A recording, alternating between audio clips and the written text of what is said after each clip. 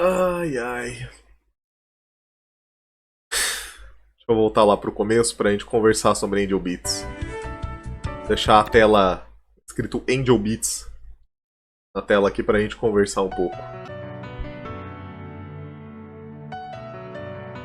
Que anime ruim, velho.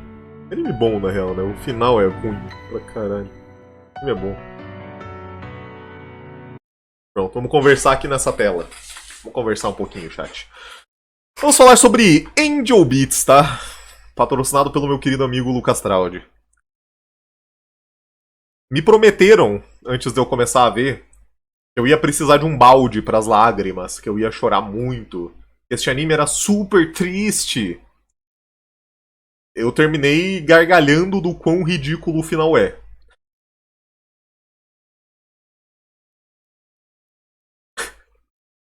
Vamos, vamos conversar sobre Angel Beats. Qual o problema de Angel Beats pra mim? Vamos lá.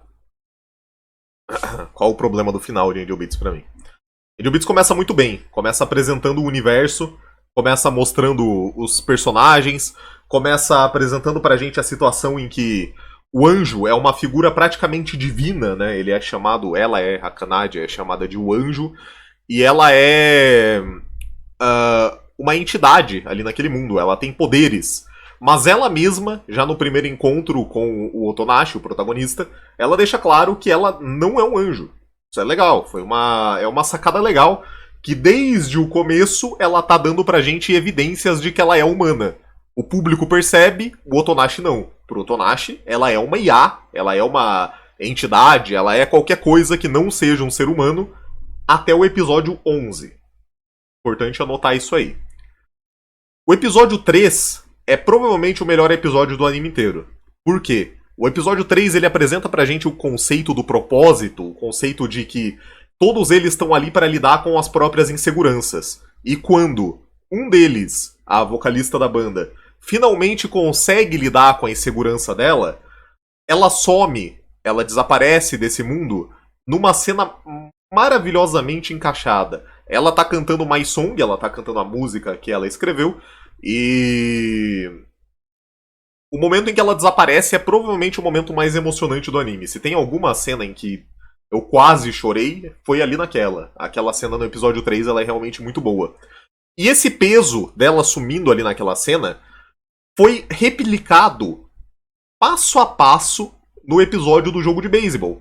É um episódio engraçado, é um episódio divertido, que parece que vai ser só um alívio cômico. Inclusive, Angel Beats faz isso muito bem, ele varia muito bem de tema, ele varia muito bem de tom entre o cômico, o triste, o melodramático, o divertido e o pesado. Ele varia muito bem esses tons e tem até cenas de ação ali no meio sem perder a qualidade de nenhum deles. Ele consegue atravessar, fazer um mesmo episódio ter tudo isso sem perder a qualidade em nenhum deles. Isso para mim é a grande qualidade de Angel Beats aqui. É o fato de que ele consegue transicionar entre temas e tons sem perder qualidade em nenhum ponto.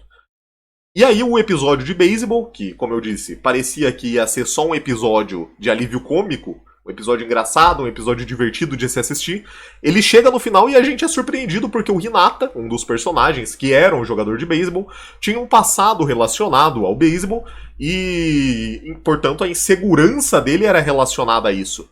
Ele não tinha conseguido pegar uma bola no campeonato. É uma insegurança meio boba? É, mas é uma insegurança passível. Principalmente mais tarde, quando a gente descobre que todos eles que estão ali são jovens que não conseguiram viver direito as suas juventudes por um ou outro motivo. E aí o Hinata ele vai sumir. A gente vai ter o mesmo peso que a gente teve no episódio 3 com a vocalista da banda.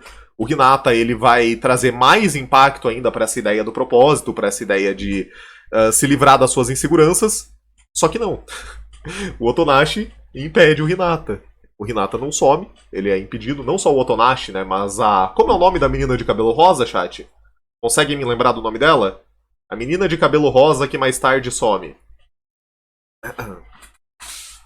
A Yuri. Não, não é a Yuri. A Yui. Isso, a Yui. Obrigado. A Yui impede ele, o Otonashi impede ele, e ele acaba não sumindo. O episódio termina com uma piada. E foi aqui que o anime começou a ir pra vala pra mim.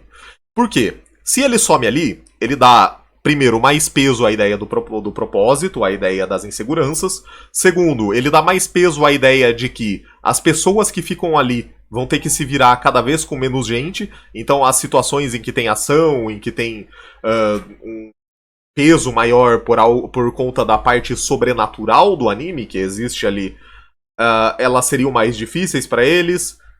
E quando o Hinata não some, eu esperei que ele fosse ter algum propósito maior na série. Ele não tem. O Hinata ele serve só para mais uma única cena, que é a cena da Yui, na qual, depois de um episódio inteiro, depois de descobrir essa ideia do propósito, que se eles conseguirem resolver as inseguranças deles, eles somem, o Otonashi conversando com a Kanade, que era o anjo, sobre isso, ele vai lá, conversa com a Yui, e ele resolve fazer tudo o que a Yui quisesse para ajudar ela a resolver as inseguranças dela. A Yui, que era uma personagem que na vida anterior ela tinha sido paralítica, ela foi atropelada, ficou paralítica, então ela não conseguia mover o corpo dela. As inseguranças dela são todas relacionadas com fazer coisas que um jovem normalmente faria. Ela queria participar de um clube, ela queria jogar beisebol, ela queria dar um German suplex em alguém. Mais uma vez, o alívio cômico funcionando bem em Angel Beats. E quando o Otonashi vai lá e ajuda ela, o último desejo dela é casar com alguém. Ela queria casar. E essa é a única cena que serve pro Hinata fazer alguma coisa depois que ele é impedido de desaparecer. Porque ele fala que casa com ela. Tem algum propósito nisso? Não. O Hinata e ela não tinham relação nenhuma antes disso, a não ser umas implicadas um com o outro aqui e ali. E o Hinata mais tarde dá em cima da Yuri também. Depois que a Yuri assumiu, o Hinata dá em cima de outra pessoa. Então, se esse era o propósito do Hinata, se esse era o motivo para ele ter ficado ali, foi mal aproveitado. Como eu disse, podia ser melhor.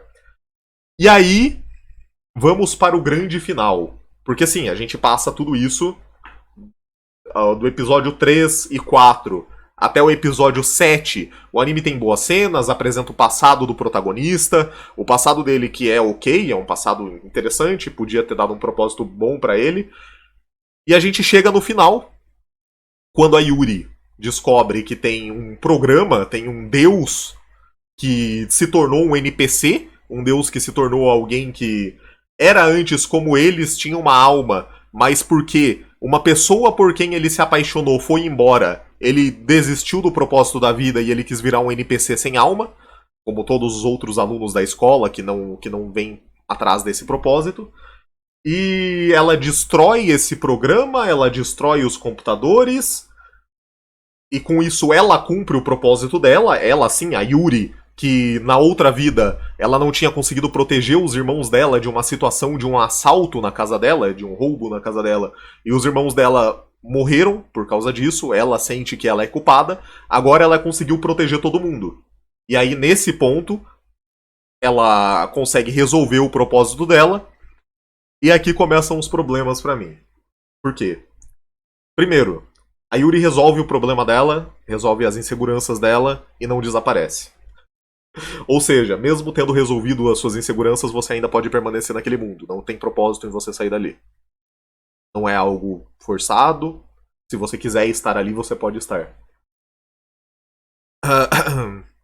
Segundo, mais da metade dos personagens são sumidos off-screen. Nenhum deles mostra qual era o propósito, qual era o passado. E nos 3 dias que a Yuri fica dormindo, eles vão embora. E a gente nunca sabe por quê, ou como. Terceiro, eles fazem uma cerimônia de graduação e o Hinata continua lá. O Hinata já não tem motivo pra estar ali desde o episódio 4, mas ele continua lá.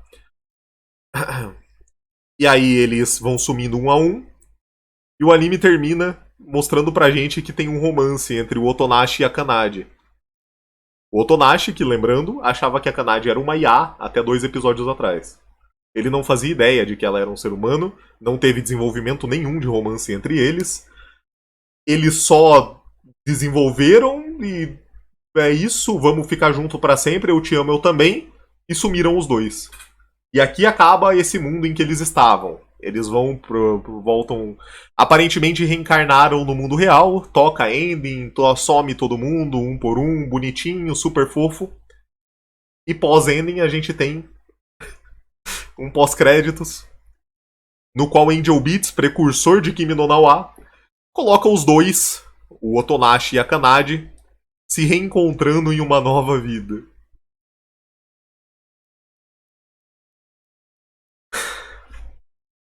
E isso que eu nem mencionei o fato de que a Kanade tinha o coração do Otonashi, porque quando o Otonashi foi morrer na vida passada, ele marcou que ele queria ser um doador de órgãos e o coração dele tinha sido doado para a Kanade. E isso é informado no episódio 13, sem foreshadowing nenhum. A gente só sabia que a Kanade era alguém doente na vida passada. E ela tem o coração dele. Então é isso, né? Angel Beats. Um anime legal, com desenvolvimentos bons, mas com um final péssimo. Padrão de um Maeda. Até o episódio 11 ele seria um 7.